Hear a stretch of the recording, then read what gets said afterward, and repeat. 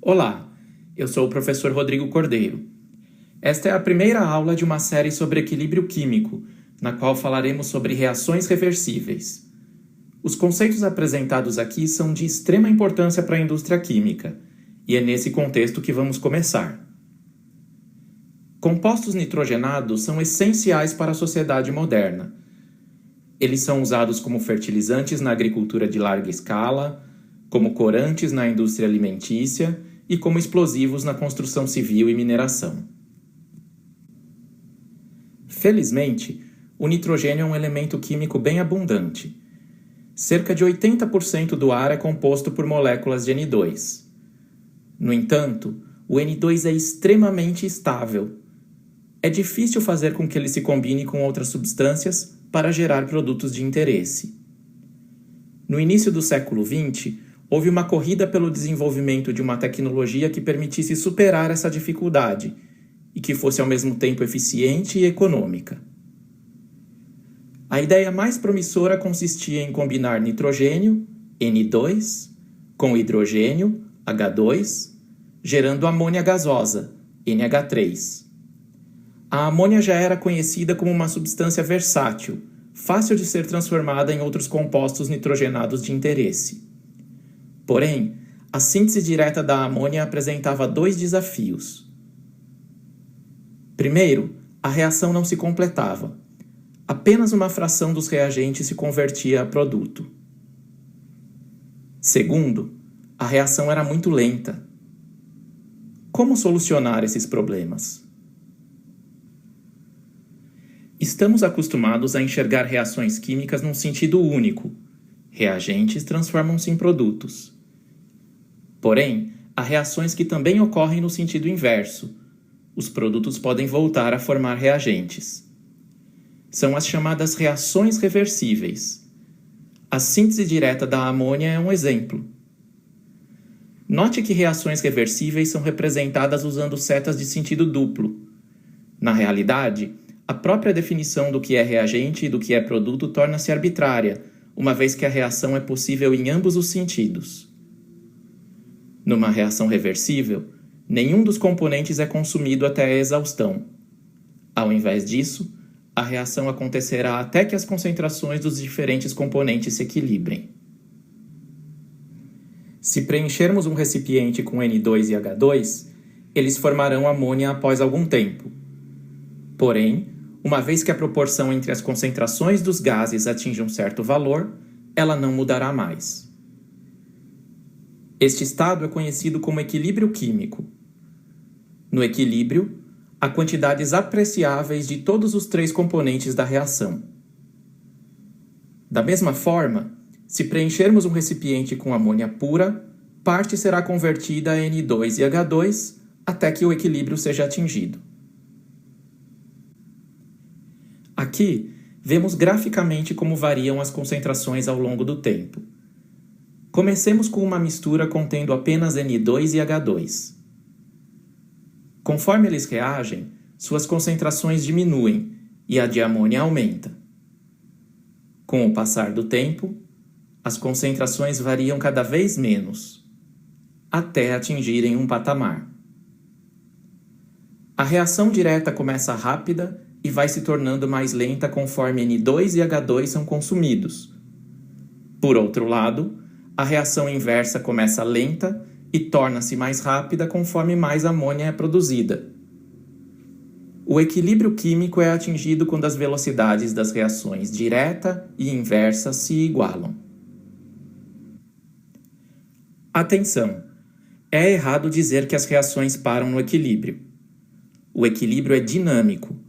As reações direta e inversa continuam a acontecer, porém ambas com a mesma velocidade. Consequentemente, a composição do sistema permanece constante. Observe agora o gráfico para um sistema composto inicialmente por amônia pura.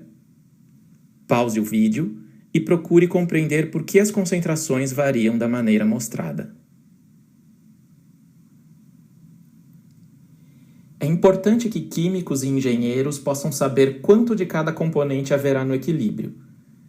Equilíbrios químicos foram amplamente estudados e têm um comportamento previsível. Considere uma reação hipotética. A reage com B, gerando C e D. As letras minúsculas são os coeficientes estequiométricos. Quando o sistema atinge o equilíbrio, sua composição pode ser expressa pela chamada constante de equilíbrio, representada pela letra K maiúscula. Cuidado para não confundir com a constante de velocidade, que representamos como K minúsculo. Esta é a fórmula que relaciona a constante de equilíbrio com a composição. Os valores entre colchetes são as concentrações em mol por litro de cada substância. No numerador, temos os produtos. No denominador, os reagentes. A concentração de cada substância é elevada à potência de seu próprio coeficiente estequiométrico. Não importa quais quantidades misturemos no início, a reação química ocorrerá até que as concentrações atinjam as proporções impostas pela constante de equilíbrio. Cada reação tem seu próprio valor de K, e veremos futuramente que ele muda em função da temperatura. Outro ponto importante é que na fórmula de K não entram os componentes em estado sólido nem os solventes. Vejamos dois exemplos. O hidróxido de ferro, FeOH3, é um sólido pouco solúvel em água. Quando adicionado à água, parte do sólido sofrerá dissociação iônica e dará origem a íons ferro 3+, e OH- dissolvidos na fase aquosa. Aqui, vemos o equilíbrio químico correspondente. Como podemos escrever a fórmula de K? Não faz sentido falarmos sobre concentração de FeOH3, porque ele é um sólido e não está disperso na solução. Por isso, a fórmula será K é igual à concentração de ferro 3 vezes a concentração de hidroxila ao cubo. O sólido não entra na expressão. Outro exemplo. O ATP, adenosina trifosfato, é a moeda energética de nosso organismo. Quando precisamos de energia, o organismo promove a hidrólise do ATP, que consiste na sua reação com água, formando ADP, adenosina difosfato, e hidrogênio fosfato. E agora, como fica a fórmula de K? A água participa, ao mesmo tempo, como reagente e como solvente para essa reação. Lembre-se que nosso organismo é composto majoritariamente por água. Reações bioquímicas tipicamente envolvem concentrações baixas de reagentes e produtos. Qualquer água consumida na reação será insignificante perante a quantidade de água já presente na forma de solvente. Em outras palavras, a concentração de água permanece constante e equivale essencialmente à própria densidade do líquido.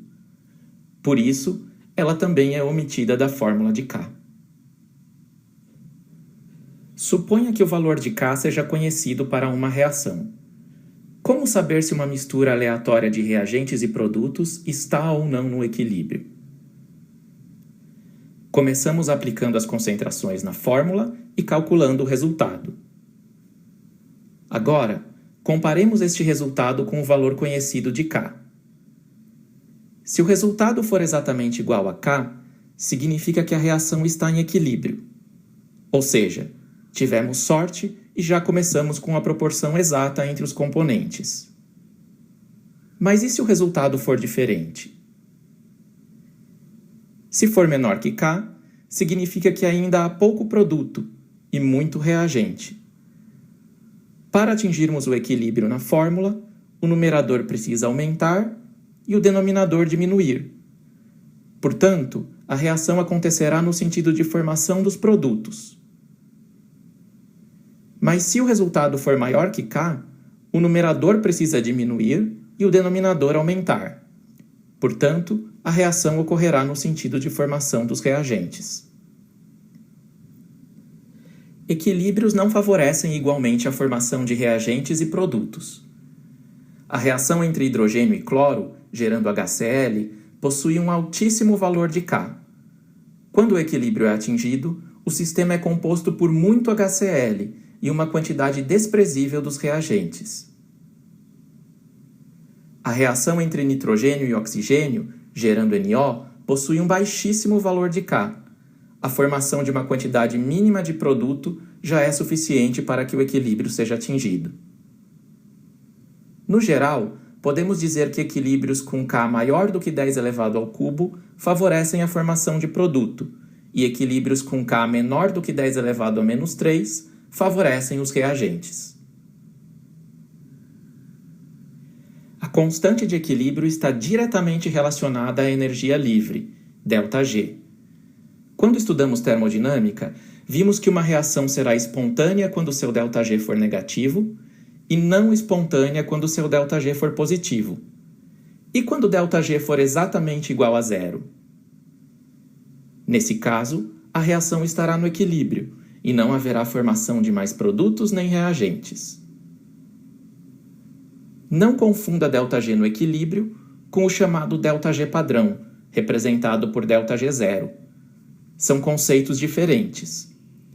O ΔG0 é a variação de energia livre no estado padrão, ou seja, quando todas as concentrações são iguais a 1 mol por litro. O estado padrão não corresponde necessariamente às concentrações de equilíbrio. Você encontrará nos livros uma fórmula matemática que relaciona o ΔG0 com a constante de equilíbrio. Não a desenvolveremos aqui, mas é importante que você saiba que ela existe.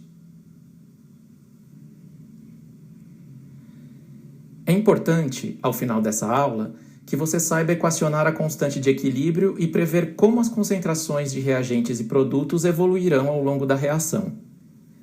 Na próxima aula, falaremos sobre os fatores que afetam o equilíbrio químico e mostraremos como esse conhecimento se aplica na produção industrial da amônia.